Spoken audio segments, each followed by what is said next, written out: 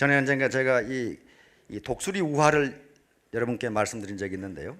독수리 수명은 인간과 비슷한 70년이랍니다. 70년인데 한 40년쯤 되면은 독수리가 사냥을 하지 못한대요. 왜냐하면 부리가 이렇게 휘어져 가지고 도대체 사냥하기가 좋지 않고 발톱도 늙어 가지고 이렇게 굽어 가지고 좋지 않고 날개는 깃털이 이제 무거워져 가지고 날기도 힘들고 맹수나 맹금류는 맹수류는요. 맹수나 맹금류는 자기가 직접 사냥을 못하면 굶어 죽어야 됩니다. 그렇죠? 우리 인간처럼 자식이 먹여 살린다는 그런 법이 없어요. 지가 벌어서 지가 먹어야 돼요. 그것이 동물 세계입니다. 그렇죠? 그래서 독수리가 40년이 되면은 황골 탈퇴를 하든가 죽든가 둘 중에 하나를 해야 된다고 합니다. 황골 탈퇴라는 것은 높은 바위에 올라가서 계속 부리를 쪼아서 낡은 부리를 깨버리고 새 부리가 나올 때까지 기다려야 된다고 하는 겁니다. 그리고 새 부리가 나면은 낡은 발톱을 뽑아버리고 새 발톱이 날 때까지 기다리고, 그렇게 해서 새 발톱이 나면은 낡은 깃털을 뽑아버리고 새 깃털이 나도록 기다리면, 그렇게 해서 한 30일 내지 40일 고생을 하면 앞으로 30년간 더 활기차게 살 수가 있다는 거예요. 그러니까 그렇게 하든가, 즉 일시적인 아픔을 견디고 낡은 것을 깨부시고 새 것을 나도록 하든가, 안 그러면 거기서 굶어 죽든가, 그건 지가 알아서 할 일이에요. 그렇죠? 지가 알아서 할 일이란 말이에요. 저는 동물학자가 아닙니다. 조류학자도 아니고, 그래서 그것이 참말인지 거짓말인지는 모르겠어요. 그래서 제가 그것을 우화라고 그랬습니다. 이런 얘기가 있다. 일반적으로 동물을 빗대서 인간 생활을 이야기한 거, 이걸 우화라고 그러는데요. 인간도 마찬가지입니다. 어느 순간에 황골 탈퇴해야 할 시기, 요즘 용어로 말하자면 패러다임을 전환해야 할 시기에 그걸 안 하고 구태의연한 패러다임에 잡혀 있으면 굶어 죽든가, 안 그러면 골골하고 살든가 둘 중에 하나예요. 자, 황골 탈퇴를 하고 나면 다시 비상할 수 있어요. 제도에 갈 수 있습니다. 일반적으로 사람들은요, 자기가 지금까지 지속해온 습관을 계속하려고 하는 버릇이 있어요. 안 고쳤지. 굉장히 안 고쳐져요. 특히 나쁜 습관이 관성이 잘 붙어요. 관성이 붙어가지고 잘 브레이크를 밟아도 지가 앞으로 가, 지가 이렇게 안 돼요. 따라서 나쁜 습관을 고치기 위해서는요, 엄청난 노력, 소위 황골 탈퇴라는 것이 필요합니다. 어떤 계기가 필요해요. 계기가. 무슨 수가 있어야, 알거지가 됐던가 무슨 수가 있어야 이거 고친다. 잘 안 고쳐져요. 관성이라는 게 붙어가지고. 작용 반작용, 이것은 정확하게 인간사에 적용돼요. 괜히 가만히 있는 사람을 한 주먹 했다. 그럼 어떻게 해요? 저 사람도 날 한 주먹 해요. 이놈 봐라. 한 주먹 했다. give and take입니다. 이게 give and take가요, 우리 링컨 대통령께서 누군가를 친구로 만들고 싶다면 네가 먼저 친구가 되라, 그런 말씀을 하셨어요. 그게 작용 반작용이에요. 내가 그 사람의 친구가 되면 그 사람도 내 친구가 된다, 그런 말이에요. 네가 누군가에게 뭔가를 받고 싶다면 네가 먼저 주어라. 이게 작용 반작용이에요. 네가 먼저 주어라. 내가 먼저 저 사람을 존경하면 작용 반작용으로 저 사람은 나를 존경한다, 그런 얘기예요. 정확하게 이 자연법칙, 물리법칙이요, 그냥 자연계에만 존재하는 것이 아니고 인간사에도 그대로 적용돼요. 그래서 이것을 원칙 또는 법칙이라고 합니다. 자연법칙에 부합해야 그것을 원칙이라고 할 수가 있어요. 자연법칙에 어긋나는 것은 원칙이 아니에요. 제가 이 분필을 떨어뜨리면 이거 올라갑니까? 떨어집니까? 떨어지는 거예요. 떨어져요. 뭐 때문에? 중력 때문에. 지구 중심에서 잡아다니는 중력 때문에 떨어져요. 이게 만약에 내가 나는데 올라간다, 그럼 뭐예요 이게? 이거 원칙에 어긋나는 거예요. 원칙에 어긋나는 짓을 하려면, 다시 말하면 요걸 이렇게 제가 끌어올리려면요, 이게 중력 법칙에 어긋나거든요. 중력 법칙에 어긋나는 행동을 하려면은 이 분필에다 제가 뭘 가해야 됩니까? 힘을 가해야 돼. 힘을 가해야 돼. 힘을 가하지 않으면요, 힘을 가하지 않으면 이거 올라오질 않아요. 올라온다는 것은 뭘 의미해요? 위치 에너지가 늘어나는 거예요. 그렇죠? 포텐셜 에너지가 늘어나요. 그러면 에너지가 괜히 늘어나는가? 여기에 에너지를 가했기 때문에 이렇게 올라가는 거예요. 그러니까 내가 가한 에너지 양과 이 분필이 올라간 에너지 양은 정확하게 같아요. 위치 에너지 정확하게 같아요. 그게 무슨 뭐 애누리가 없어요. 공짜가 없어요. 공짜가. 반드시 그랬으니까 원칙에 어긋나는 행동을 하려면 뭔가 외력이 가해지지 않으면요, 원칙에 어긋나는 짓을 할 수가 없어요. 다시 말하면 꼼수를 가야 된단 말이에요. 꼼수가 있어야 원칙에서 벗어난 행동을 하지요. 그냥 자연스럽게 되지는 않습니다. 원칙에 벗어난 일은. 물이 높은 데서 낮은 데로 흐르는 것도 원칙입니다. 물이 낮은 데서 높은 데로 흐르는 걸 봤어요? 그런 식으로 원칙이라는 것은 자연법칙이다. 그런 얘기입니다. 자연법칙. 그러니까 아무렇게나 만드는 것을 원칙이라고 하지 않는다. 이건 내 원칙이다. 그건 지 원칙이지 보편적인 원칙이 안 된다. 그런 말이에요. 가치는요, 그 속성에 따라서 두 가지로 나눕니다. 하나는 본질적 가치, 또 하나는 도구적 가치입니다. 도구적 가치. 본질적 가치는 그 자체가 목적인 가치입니다. 그 자체가 목적인 가치.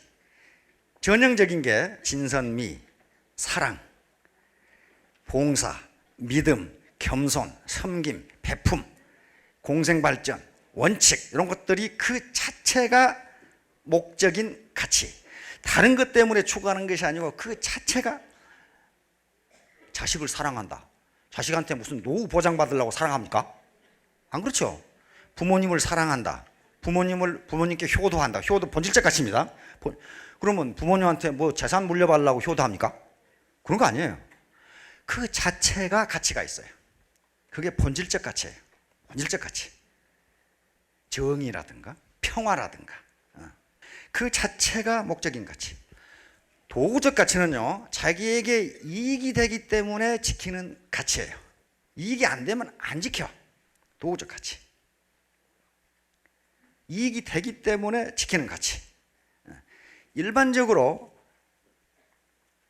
자본주의 경제학에서 얘기하는 모든 가치가 거의 도구적 가치예요. 물건 열심히 팔아서 돈 번다. 물건 열심히 파는 이유가 물건을 열심히 파는 것 자체가 가치가 있는 게 아니고 돈을 벌기 위해서 그렇게 한다. 그런 말이죠. 그러니까 수단적 가치예요. 수단으로서의 가치. 아까 이익이 전형적인 수단적 가치입니다. 도구적 가치. 그런데 경제학자들의 연구에 의하면 그 나라가 본질적 가치를 우선으로 하느냐 도구적 가치를 우선으로 하느냐에 따라서 경제 발전 정도가 달라요. 지금 선진국이라고 하는 나라들은요, 전부 본질적 가치를 우선으로 했어요. 신앙, 믿음, 신, 그 다음에 정의, 인권, 인명, 이런 것들을 우선시했어요. 다 망해버린 공산주의는 도구적 가치를 우선으로 했습니다. 어떻게 하면 인민을 잘 먹고 잘 살게 만들 수 있는 요것에 가치를 뒀어요. 그래서 더 망한 거예요. 개인도 마찬가지입니다. 개인도 본질적 가치를 중심으로 사업을 일으키는 사람은요, 사업이 계속 컸어요. 내가 어떻게 하면 우리 국민들에게 행복을 가져다 줄까? 이 나라의 경제를 발전시킬까? 질병을 퇴치할까? 교육을 잘 시킬까? 계속 발전했어요. 그러나 나만 잘 먹고 잘 살겠다고 하는 사람은요, 처음에 돈을 벌다가 나중에 전부 폐가 망신했어요. 다 망해버려요. 수단적 가치, 이제 수단적 가치는요, 어떤 포화 상태에 이릅니다. 그러니까 돈을 벌기 위해서 어떤 수단을 썼으면요, 일정 수준 돈이 벌리면요, 그때부터는 타락하기 시작한다는 거예요. 왜? 그 사람은 본질적 가치가 아예 개념이 없으니까. 진선미를 추구하고 사랑, 베품, 겸손, 영혼, 신앙, 이런 것에 대해서 인권, 이런 거에 관심이 없으니까 그것을 위해서 내가 돈을 번다가 아니고, 빌 게이츠처럼 말이죠. 좀 다 내버리고 지금 자선재단 만들어 하고 있죠.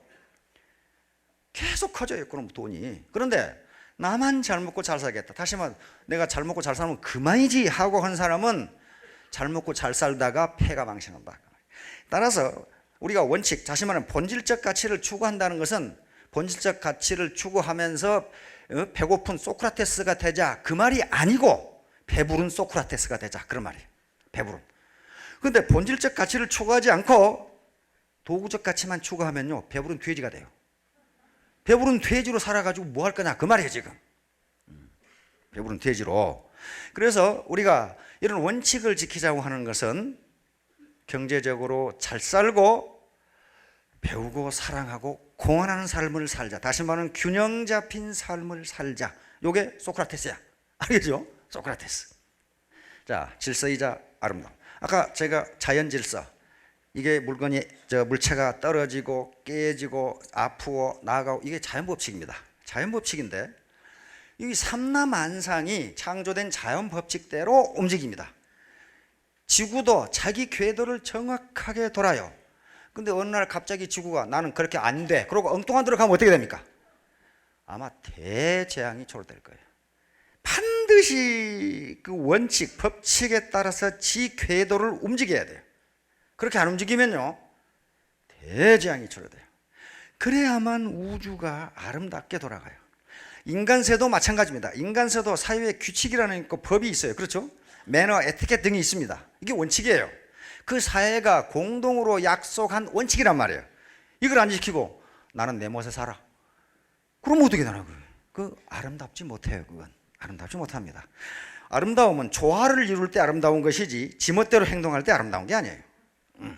그래서 원칙은 질서이자 아름다움입니다. 묘수가 아닌 정수. 바둑을 두다 보면 저는 바둑을 잘 못 둡니다. 조금 두어요. 아주 구급도 안 되는 바둑 실력인데 저 바둑 죽었네. 그건 보이더라고. 저거 죽었네. 근데 그 상대편이 몰아가지고 죽을 판인데 이야 어떤 점화를 탁 놓으니까 이놈이 살고 저놈이 죽어. 그런 게 있죠. 바둑 두는 분들. 그걸 묘수라고 그래. 묘수. 묘수다. 근데 사업을 할 때도 묘수다, 묘기다 그런 말을 하는데요. 묘수를 자꾸 쓰는 놈은 그동안 정수를 안 썼다는 얘기예요. 엉뚱한 짓 하고 있다가 위기에 몰렸다는 얘기거든요. 정수를 자꾸 쓰는 사람, 정수를 정수대로 바둑을 두는 사람은 위기에 몰릴 이유가 없어요. 엉뚱한 짓 하다가 몰리는 거예요. 그러니까 묘기를 부리는 것은 조금 이 기술이 좀 덜 뛰어난 아직 완전한 프로페셔널이 아니에요. 판단력이 약간 반번 늦는 그 상태란 말이에요. 따라서 원칙은 정수입니다. 묘수가 아니에요. 갑자기 어느 날 갑자기 돈을 벌 수 있는 묘수가 아니에요. 하나 스텝 바이 스텝 이렇게 하는 게 정수입니다. 오케이, 다음. 우리 속담에 고기를 주면 하루 먹을 양식을 주는 것이고 고기를 잡는 방법을 가르쳐주면 평생 먹을 양식을 주는 것이다. 그렇죠? 묘수나 요령, 편법, 탈법은 고기를 주는 것이나 다름없어요. 왜냐하면 금방 돈벌이가 돼요. 탁 배팅 쳐가지고 딱 맞춰가지고 수당 탁 받으면 기분 좋죠. 그 집 계속 해봐요. 어떻게 되나? 나중에 쪽박 차죠. 정수를 가르쳐주면 당장은 소득이 없을지 모르지만은 결국은 평생 먹고 살 수 있는 지혜를 얻는다. 지혜를 얻는다. 따라서 원칙은 고기를 주는 것이 아니고 고기를 잡는 방법을 가르쳐주는 거예요. 이렇게 하면 성공합니다. 이렇게 하면 많은 고기를 잡을 수 있습니다. 이렇게 가르쳐주는 거예요. 그런데 고기를 주는 것은 하루 양식은 될지 모르지만 평생 양식은 되지 않는다. 다음, 원칙 중심, principle centered, principle centered, 센터에다가 프린시플을 두고 그 패러다임, principle centered 패러다임이죠. 사고의 틀이, 사고의 틀 자체가 원칙 중심으로 되면 편법을 쓰지 않는다. 편법을 쓰다가 우리 사회에 얼마나 많은 사람이 폐가 망신을 합니까? 무슨 뭐 디도스 공격을 해가지고 뭐 한다, 이게 원칙 아니에요. 그러니까 전부 지금 엉뚱한 데서 오라가라 했었죠. 또 뭐 하는데 무슨 봉투를 돌렸다, 그 원칙이 아니에요. 그거 원칙이 아니니까 이상한 데서 오라가라 했었죠. 또 좀 보자겠었고 별로 가기 싫은 데서 오라고 그랬어요. 원칙에 중심을 두고 원칙 중심적 행동을 하면 그렇지가 않습니다. 그리고 떳떳해요. 인간이 자기 마음이 떳떳하다는 게 얼마나 좋아요. 그렇죠? 떳떳하지 않으면 이 삶 못합니다. 삶 못해요. 내가 떳떳하면은 당신이 나에게 뭐라고 하건 나는 내가 하는 일이 옳다고 본다. 이렇게 하면 얼마나 떳떳해요. 그러나 떳떳하지 못하면은 그렇게 이야기할 수가 없어요. 이익중심, 게인. 자기가 뭔가 소득이 있으면 게인 센터드 테러다. 이거 소득이 있으면 하고 소득이 없으면 안 하고. 그러면 나만 그렇게 하면 괜찮은데 다른 사람도 그렇게 하면 어떻게 돼? 이게 아주 난장판이 된다. 난장판. 난장판이 돼. 그래서 반드시 특히 네트워크 마케팅 사업에서 원칙을 지켜야 원칙이 가장 중요한 가치가 되는 이유는 어디가 있냐면은 모든 공직이 됐건 지금 유수한 지금 기존의 기업이 됐건 그 해 사원을 뽑을 때 예를 들면 경리과다, 총무부다 또는 경리부다 했을 때 경리부에서 사원을 뽑는다. 그럼 어떻게 합니까? 경리를 할 수 있는 전공을 한 사람을 뽑습니다. 그렇죠? 대부분 상경대 출신 또 세무회계나 이런 회계과 출신을 뽑아요. 그리고 그 해 뽑는 신입사원들은 나이가 거의 비슷합니다. 전공도 같고 학력도 거의 비슷하고 그 다음에 특기도 거의 비슷해요. 그러니까 그들에게는 뽑는 것 자체가 공통점이 있어요. 그렇죠? 그리고 그들 자체가 대화가 잘 통합니다. 소통이 잘 돼요. 터 가면 호박 떨어진 소리 금방 알아요. 전부 다 세무, 회계, 그 다음에 경리 그런 걸 전공해, 무역 전공했으니까 거기서 쓰는 용어를 쓰면 금방 알아들어요. 그렇죠? 그런데 이 네트워크 사업은 어떻습니까? 특히 애터미는 유일하게 개방체제입니다. 오픈 시스템이에요. 오픈 시스템. 무슨 놈의 회사가 지가 하고 싶은 거고 말고 싶은 말고 그런 회사가 어디 있어요 세상에. 오픈 시스템이라니까요. 그러니까 오픈 시스템이니까 어떻게 됩니까? 오늘 등록한 예를 들면 1000명이 계신다. 이게 학력도 달라, 나이도 달라, 경험도 달라, 경력도 달라, 다 달라 이게. 공통 화제가 없다고. 공통 화제가. 지금까지 했던 직업도 다르지, 성별도 다르지, 나이도 다르지, 학력도 다르지, 경력도 다르지, 재산상 다 달라. 그러면 어떤 조직이요 공통 가치를 공유하지 못하면 그 조직은 엉뚱한 데로 가요. 사공이 많아서 사공이 지 멋대로 주장하네. 지 멋대로. 내 경험에 의하면 그건 지 경험이야. 지 경험. 전부 다 그런다면 내 경험에 의하면 내가 아는 바에 따르면 이렇게 되면 어떻게 되겠는 말이에요. 그래서 애터미의 공통 가치로 원칙이라는 걸 정하지 않으면 전부 중구난방이 된단 말이에요. 사공이 많으면 배가 산으로 가는 수가 있어요. 산으로 가는 수가 있어요. 망망대해에서 배가 가는데 어디가 정해져야 돼요? 우리가 갈 항구가 부산항이다. 이렇게 정해져야 되잖아요. 그러면 그쪽으로 가면 돼요. 가면 되는데 아무데로 가거라. 그럼 어떻게 됩니까? 어디로 갈 거예요, 이걸? 한 사람은 이쪽으로 가자 그러고 한 사람은 저쪽으로 가자 그러고 그러면 결국 배는 파산하고 말 겁니다. 바로 저기다. 우리가 저쪽으로 가자. 이게 원칙이에요. 부산항으로 가자. 싱가포르항으로 가자. 그래야만 그쪽으로 가야 될 거 아니에요. 자, 다음 구성의 모순, Fallacy of Composition. 이것은 부분에 대하여 진실인 것을 그렇다는 이유만으로 전체에 대해서도 진실이라고 생각하는 잘못. 그 말이 너무 어렵나요? 쉽게 설명하면은 나에게는 좋은데 전체에 대해서는 안 좋다 그런 말이에요. 부분에 대해서는 그것이 맞는데 전체적으로 보면 안 맞다 그런 말이에요. 그건 자연계, 자연법칙, 이건 자연법칙이니까 자연계, 사회계, 인간 세상 다 적용됩니다. 예를 들면 나 혼자 갓길로 가면 무지하게 빨리 가요. 그렇죠? 갓길로 안 가는 게 원칙이야. 그런데 이 자식은 이분은 이제 이걸 위반하고 갓길로 갔어요. 혼자 가면 빨라요. 그렇죠?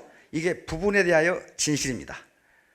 그런데 여기 길 막히는 사람들이 저 자식 봐라, 나도 가야지, 다 이렇게 가요. 그런데 저끼리 가다가 부딪혀서 차가 사고가 났어. 그럼 어떻게 됩니까? 레카차도 못 오지, 경찰도 못 오지, 가게까지 다 막혔어. 그러면 전체에 대해서는 오히려 늦어져요. 따라서 부분에 대하여 진실인 것이 전체에 대해서는 진실이 아닌 것을 구성의 모순이라고 합니다. 구성해 놓으면, 합해 놓으면 그것이 좋지 않다, 그런 말이에요. 좋지 않다. 오페라장에서 오페라를 보고 있는데 키가 작은 사람이 잘 안 보여. 일어섰어. 그럼 어때요? 잘 보여. 혼자만 일어서면 잘 보여. 그런데 옆에 사람이, 뒤에 사람이, 야 이마 너만 왜 혼자 일어서? 다 일어서 버려. 다. 그럼 어떻게 돼요? 대혼란이라 합니다. 부분에 대해 진실인 것이 전체에 대해서는 진실이 아니에요. 이건 자연계에도 존재합니다. 자연계도 그대로 적용돼요. 예를 들면 산소와 수소 어떻습니까? 수소에 불을 붙이면 어때요? 펑 잘 타죠? 잘 타죠? 그런데 산소하고 수소하고 합해놓으면 뭐가 돼요? 물이 되죠? 물 잘 탑니까? 안 타요. 부분에 대해 진실인 것이 전체에 대해서는 진실이 아닙니다. 따라서 gain centered paradigm, 나한테 이익이 돼서 하는 것, 또는 너도 이익 나도 이익, 삼자가 이익이 돼서 한다고 하는 행동이 그게 합의해 놓으면 그 사람들은 이익이 될지 모르겠지만 전체적으로는 이익이 안 된다 그러는 거예요. 이걸 구성의 모순이라고 그래요. 구성의 모순. 그러니까 시스템 전체를 봐야 돼. 시스템 전체를 보지 않고서는 올바른 판단을 할 수가 없어요. 왜? 우리가 시스템으로 돌아가니까. 우리 속담에 안방에서 들으면 시어머니 말이 맞고 부엌에 들으면 며느리 말이 맞고, 그렇죠? 들어보면 다 맞아. 왜냐하면 자기에게 불리한 건 다 빼버리거든. 다 빼버리고 얘기하거든. 그래서 시스템 전체, 며느리하고 시어머니하고 삼자가 이 얘기를 해봐야 누가 맞은지 틀린지 알 수가 있어요. 전체 시스템. 부분에 대해 진실인 것이 전체에 대해서는 진실이 아니에요. 이게 구성의 모순이라고 그래요. 만약에 이런 것이 존재하지 않는다면요, 이런 것이 존재하지 않는다면 우리 인간세는 무지 살기가 좋을 겁니다. 무지 살기가 좋아요. 그런데 반드시 그게 존재해요. 원칙 중심, 바로 패러다임은 우리 중심 패러다임입니다. 우리 중심. 네트워크의 매력은요, 너도 할 수 없고 나도 할 수 없는 일을 우리는 할 수 있다는 거예요. 우리는. 이게 시너지 효과예요. 시너지. 시스테매틱 에너지, 시너지. 시너지 효과입니다. 시너지가 없으면요, 네트워크에서 성공할 방법이 없어요. 자기중심 패러다임은 반드시 집단 무지를 가져옵니다. 이게 집단이 모이면, 이런 집단이 모이면요, 집단 지성이 발휘되기도 하고 그 정반대인 집단 무지가 나타나기도 합니다. 집단 지성은 상호 협력과 상생관계, 다시 말하면 의사소통이 자유롭게 이루어지고 원칙을 지키면서 자기 직분을 다할 때, 마치 흰개미가 일개미, 그 다음에 병정개미 이런 식으로 여왕개미 다로 자기 임무에 맞도록 행동을 할 때 집단지성이 나오는 것처럼 굉장한 협력이죠. 여러 개의 완전한 유기체가 모여서 마치 하나의 유기체처럼 행동할 때 집단지성이 나온다.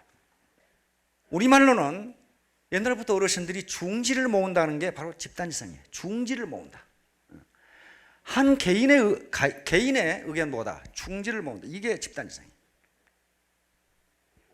스탠퍼드 대학에서 어려운 논리 문제를 풀도록 했습니다. 스탠퍼드 대학 천재들입니다. 한 사람에게 문제를 주고 나머지 8사람에게 난이도가 유사한 문제를 줬어요. 그런데 한 사람이 어려운 논리 문제 하나를 풀 때 여러 사람이 8개를 풀었어요. 8개. 똑같은 난이도를 가지고 있는. 다시 말하면 한 사람의 머리보다 여러 사람의 중지를 모으면 그 생산성이 8배가 늘어난다. 8배. 그게 집단지성이에요.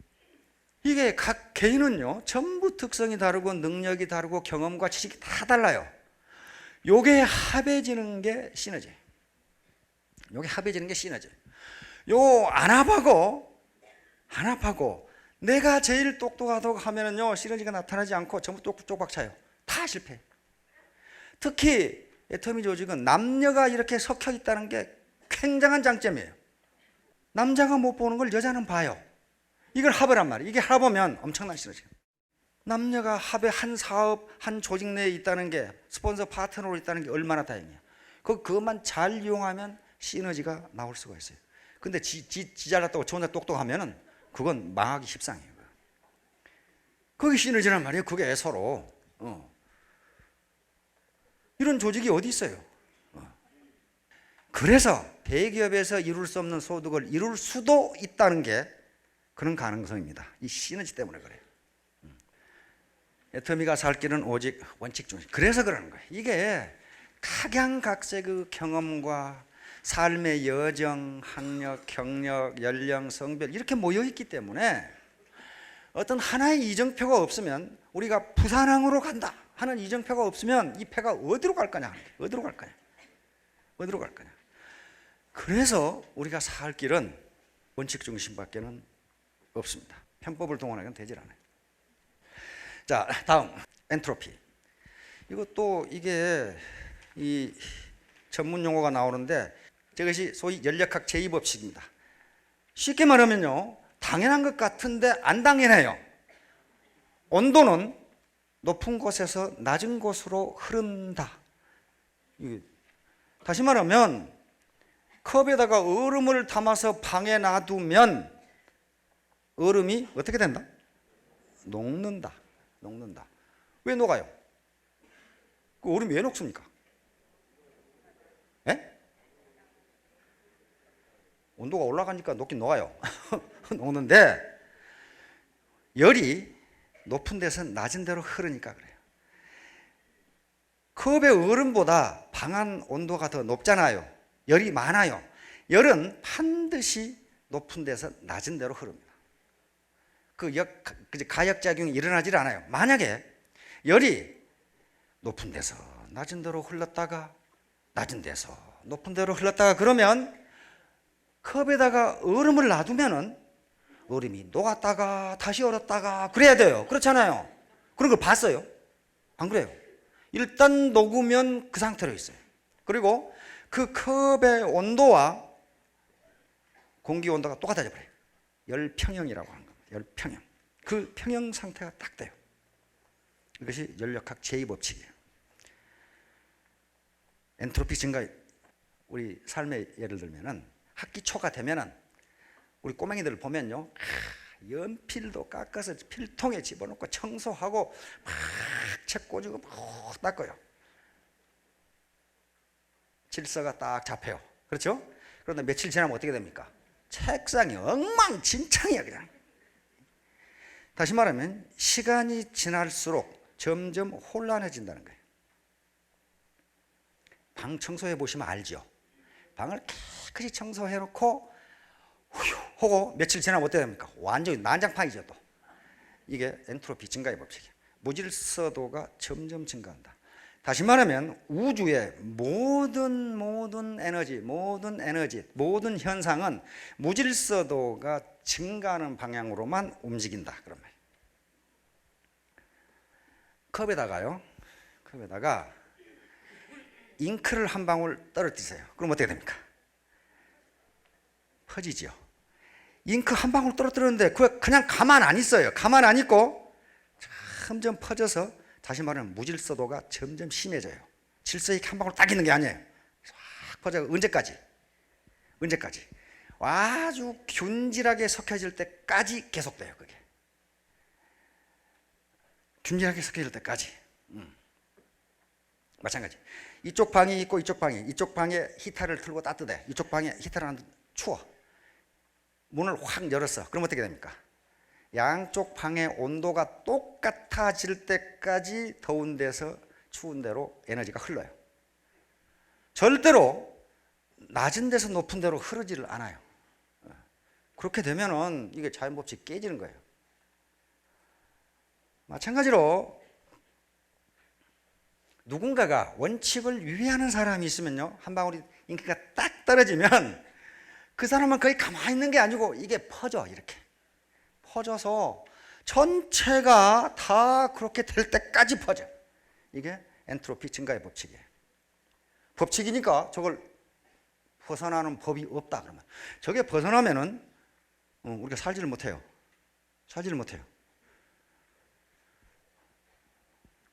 따라서 무질서도 우리가 지금 이렇게 캠페인을 해서 원칙으로 질서가 잘 잡혀갔는데 어느 누군가가 잉크를 턱 떨어뜨리면 그게 계속 퍼져나가요. 계속 전체에 다 퍼질 때까지 퍼져나가. 그러므로 이건 자연법칙이기 때문에 하는 수 없어요. 또 새로운 멤버가 계속 들어오고, 그래서 이런 캠페인, 원칙을 지키자고 하는 캠페인 또는 황골 탈퇴의 기회, 이건 계속적으로 반복적으로 가져야 됩니다. 어느 날 했다고 해서 그냥 끝나는 게 아니에요. 왜? 엔트로피는 증가한다. 무질서도, 혼란도는 증가한다. 앞으로, 그래서 여기 오신 분들은 전부 리더분들인데, 리더분들이 자기 조직 내에 엔트로피가 증가할 수 있다. 다시 말하면 어느 잉크방울, 흙탕물 하나 떨어지면 계속 번진다 하는 것을 명심해 주셔야 됩니다. 따라서 원칙을 지키지 않으면 모두 손해입니다. 모두 손해. 그래서 우리 애터미 경제연구소에서는 금년도에 사자성어를 화두를 여시구진으로 잡았습니다. 다시 말하면 원칙 중심으로, 원칙을 가운데 두고, 프린시플 센터드, 원칙을 가운데, 여시구진은 시대의 흐름에 맞게 함께 전진하자 그 말이에요. 나 혼자가 아니고 함께 전진하자. 여시구진이거든요.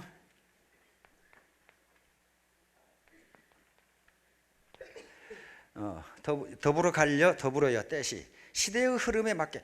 지금이 농경시대도 아니고 산업화 시대도 아니고 산업화 후기를 넘어서 이제 생명시대라고 통상 얘기하는데, 생명시대라고 이야기하는데, 또는 지식시대, 정보화 시대라고 얘기하는데, 이 시대의 흐름에 맞추어서, 다시 말하면 구태의하는 패러다임, 농경시대의 패러다임, 산업화 시대의 패러다임, 그리고 제조업 중심의 패러다임을 버리고 서비스 중심, 그리고 이익 중심의 패러다임을 버리고 원칙 중심의 시대의 흐름에 맞도록, 구자는 함께 구자입니다. 함께 나아가자. 전진하자. 함께 나아가자. 예, 경청해 주셔서 감사합니다.